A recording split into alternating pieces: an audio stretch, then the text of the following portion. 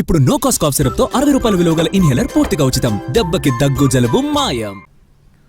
మరో 10 ఏళ్ల పాటు తెలంగాణకు ముఖ్యమంత్రిగా తానే ఉంటారన్న సీఎం రేవంత్ రెడ్డి చేసిన వ్యాఖ్యలను తప్పుపట్టారు కాంగ్రెస్ ఎమ్మెల్యే కోమటిరెడ్డి రాజగోపాల్ రెడ్డి. రేవంత్ రెడ్డి ప్రకటన కాంగ్రెస్ విధానాలకు వ్యతిరేకమంటూ ట్వీట్ చేశారు ఆయన. జాతీయ పార్టీ అయిన కాంగ్రెస్లో అధిష్టానం ఆదేశాల మేరకే సీఎం ఎన్నిక ఉంటుందని అన్నారు కోమటిరెడ్డి. తెలంగాణ కాంగ్రెస్ను వ్యక్తిగత సామ్రాజ్యంగా మార్చుకునే ప్రయత్నాలను నికార్సైన కాంగ్రెస్ నాయకులు, కార్యకర్తలు సహించరంటూ కామెంట్ చేశారు కోమటిరెడ్డి.